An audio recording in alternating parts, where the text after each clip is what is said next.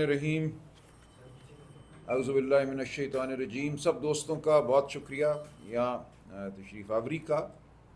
آج ایک اور تاریک دن ہے۔ آج ہم چاہتے تو یہ تھے کہ جو دشمن کو ہم نے مزاحمت دکھائی ہے، جو دشمن کو نقصان پہنچایا ہے، اس کے حوالے سے پوری قوم اکٹھی ہو کر فخر کا اظہار کرتی، اور ہمیں ہے فخر اپنی دفاعی قوت پر۔ جو ہم نے دشمن کو جس طرح سے آج اس کے دانت ہم نے اکٹھے کیے ہیں، وہ بالکل فخر کی بات ہے۔ لیکن اس دن جو ایک حملہ ہو گیا ہے ہمارے آئین پر، ہمارے بنیادی حقوق پر، وہ ہماری اس کیفیت میں ایک آمیزش ہے جو بالکل غیر ضروری تھی اور جو افسوسناک ہے میرے لیے۔ میں یہ سمجھتا ہوں بطور قانون کے طالب علم، بطور ایک پیشہ ور وکیل جو اپنی وکالت کے 34ویں سال میں اب ہے، یہ میری زندگی کا، وکالتی زندگی کا بلا شبہ تاریک ترین دن ہے۔ تو 5 جج صاحبان کے اس فیصلے کی وجہ سے پاکستان میں آج یہ ثابت ہوا کہ سویلین کی ٹرائل ملٹری کورٹ میں ہو سکتی ہے۔ اب یہ کون سا سویلین ہے جس کی ٹرائل ملٹری کورٹ میں ہوگی؟ یہ بھی ذرا سن لیجئے۔ یہ ایسا سویلین نہیں ہے جس کے سر پہ کوئی سینگ ہوں گے، وہ آپ اور میں ہیں۔ صرف الزام لگانا ہے، صرف یہ کہنا ہے کہ اس شخص نے آفیشیل سیکرٹس ایکٹ جو ہے 1923 کا، جو آج بھی انڈیا میں، بھارت میں نافذ العمل ہے، جس کے تحت ٹرائل عام عدالتوں میں ہوتے ہیں، کہ اس نے آفیشیل سیکرٹس ایکٹ کی کوئی خلاف ورزی کی ہے۔ اب یہ بھی سن لیجئے کہ آفیشیل سیکرٹس ایکٹ میں کیا لکھا ہوا ہے۔ ایسا نہیں ہے کہ آپ نے کوئی جاسوسی کی ہے دشمن ملک کے لیے تو آپ کی ٹرائل جو ہے وہ یہاں ہوگی۔ اور جاسوسی کی تو خیر غلط ایک فریز ہے، آپ پر جاسوسی کا الزام ہے۔ یہاں تو یہ تک ہے کہ آپ پر الزام یہ ہے کہ آپ نے مخصوص عمارتوں تک پہنچنے کی کوشش کی ہے یا آپ مخصوص عمارتوں تک پہنچے ہیں۔ کوئی ضروری نہیں ہے کہ الزام میں یہ لکھا ہو کہ آپ نے کوئی جاسوسی کی ہے۔ صرف مخصوص عمارتوں تک رسائی جو ہے اس کو آفیشیل سیکرٹس ایکٹ کی خلاف ورزی قرار دے دیا گیا ہے۔ تو اب صرف اتنا کرنا ہے، کسی کمانڈنگ افسر کو الزام لگانا ہے کہ الف بے سے نے فلاں عمارت تک پہنچنے کی کوشش کی یا فلاں عمارت تک پہنچ گیا، لہٰذا اس کی ٹرائل جو ہے اب وہ ملٹری کورٹ میں ہوگی۔ یہ بات بہت ذہن نشین کرنے کی ضرورت ہے کہ ملٹری کورٹ اب ہر اس شخص کی آماج گاہ ہے، ہر اس شخص کا انجام طے کرے گا جس پہ صرف الزام لگ جائے۔ الزام لگنے کی صورت میں آپ کا جو آئینی حق ہے ایک غیر جانبدار عدالت کے سامنے اپنے آپ کو بے گناہ ثابت کرنے کا، وہ ختم ہو جائے گا۔ اب آپ کو اپنے آپ کو ایک کرنل صاحب، ایک میجر صاحب کے سامنے بے گناہ ثابت کرنا ہے۔ اور اگر ان کو یہ حکم ہے اوپر سے کہ اتنے لوگوں کو آپ نے ضرور سزا دینی ہے، تو ہماری تاریخ یہ بتاتی ہے کہ اس حکم کی حکم عدولی نہیں ہوتی۔ تو ایک ایسی عدالت کا قائم ہو جانا جہاں صرف الزام کی بنیاد پر آپ میں کوئی بھی پیش ہو سکتا ہے، اس کی جو آزادی ہے اس کا فیصلہ ایک کرنل صاحب کریں گے، اور فیصلہ بھی انہوں نے ایسے کرنا ہے کہ کوئی فیصلہ لکھنا نہیں ہے، صرف گلٹی ناٹ گلٹی کہنا ہے۔ اور اس کے بعد معاملہ اپیل جو ہے وہ جانی ہے آرمی چیف صاحب کے پاس یا ان کے مقرر کردہ کسی سینئر افسر کے پاس۔ لہٰذا کوئی فیصلہ نہیں ہے، صرف گلٹی ناٹ گلٹی کا ورڈکٹ ہے۔ وہاں اپیل کرتے وقت انہوں نے کوئی فیصلہ لکھنا ہے، لیکن اس اپیل کے خلاف پھر آگے کوئی اپیل نہیں ہے۔ آج کے فیصلے نے اس میں کچھ تبدیلی کی ہے، میں وہاں بھی آؤں گا۔ تو یہ ہے ہمارا نظام فوجی عدالتوں کا، جس کے خلاف ہم سپریم کورٹ گئے۔ ہم نے یہ کہا کہ یہ نظام آرٹیکل 175(3) کے بعد آپ نہیں نافذ کر سکتے کسی سویلین پر۔ ہم نے یہ بھی کہا کہ 18ویں ترمیم جو 2010 میں آئی، اس نے آئین میں آرٹیکل 10A کا اضافہ کیا ہے، 10A، جو کہ یہ کہتا ہے کہ ایک بنیادی حق ہے ہر شہری کا کہ اس کے تمام مقدمات جو ہیں وہ ایک غیر جانبدار عدالت سنیں۔ تو وہ حق بھی آپ چھین نہیں سکتے۔ جب آپ کسی کو بھیجتے ہیں ایک ملٹری کورٹ میں تو غیر جانبدار عدالت تو وہ نہیں ہے۔ ایک ملٹری کورٹ جو ہے وہ ایک ماتحت افسر کے تحت کام کرنے والا ایک ادارہ ہے۔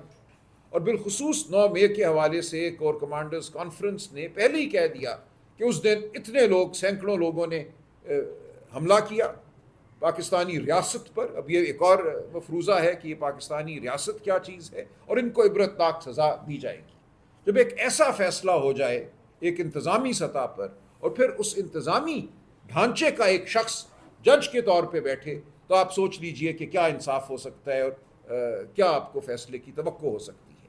تو آج یہ دروازہ کھول دیا گیا کہ کسی پہ الزام لگانا صرف کافی ہے، اس الزام کی بنیاد پر اس کو ملٹری کورٹ میں پیش کر دیا جائے گا اور ملٹری کورٹ پھر فیصلہ کرے گا۔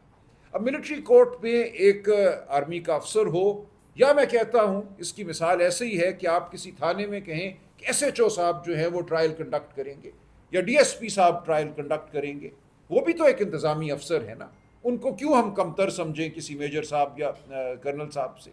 تو آپ سوچ لیجئے کہ اگر ہمارے ملک کا نظام عدل یہ ہو کہ پولیس نے آپ کی ٹرائل کرنی ہے، پولیس کا آپ ایک افسر لے لیجئے ایک سینیورٹی کا، ایس پی ہو یا ڈی ایس پی ہو، تو کیا آپ توقع کریں گے ایسے نظام عدل سے؟ تو ایسے نظام عدل کو آج پاکستان میں آئینی قرار دے دیا گیا ہے۔ یہ کس طرح کیا گیا ہے؟ میں سوچ کے کانپ جاتا ہوں۔ پورے آئینی ڈھانچے کو ایک نئے طریقے سے پڑھنا پڑے گا۔ جب تفصیلی فیصلہ آئے گا تو ہم دیکھیں گے کہ اس تفصیلی فیصلے میں انہوں نے آئین کے آرٹیکل 175(3) کے ساتھ کیا کیا ہے، انہوں نے آئین کے آرٹیکل 10(a) کے ساتھ کیا کیا ہے، جس کے نتیجے میں وہ اس جگہ پہنچے جہاں وہ یہ کہہ سکے کہ فوجی عدالتیں بھی آئینی عدالتیں ہیں اور ان میں ٹرائل سویلینز کا ہو سکتا ہے۔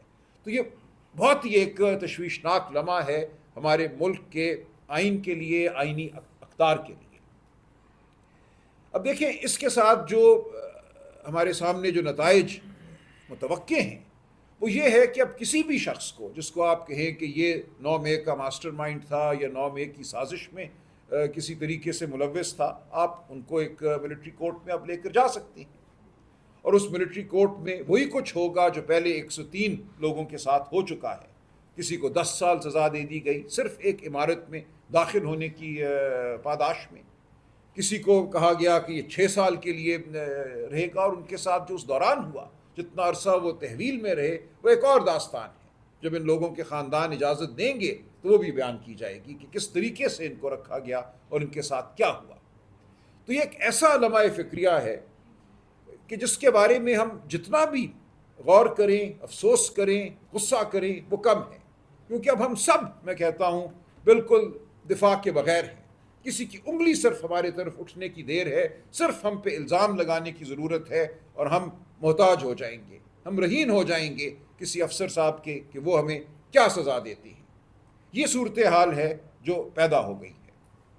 2 جج صاحبان نے ڈائسینٹ کیا، جسٹس مندوخیل صاحب اور جسٹس نعیم افغان صاحب نے۔ ان کی ڈائسینٹ میں سمجھتا ہوں جو ان کا اختلافی نوٹ ہے وہ تاریخ میں سمجھتا ہوں گونجے گا۔ ایسا بہت دفعہ ہوا ہے ہماری عدالتی تاریخ میں، دیگر ممالک کی عدالتی تاریخ میں، کہ جو اختلافی نوٹ ہوتا ہے تاریخ اسی کو قانون اور آئین کی اصل تعبیر قرار دیتی ہے۔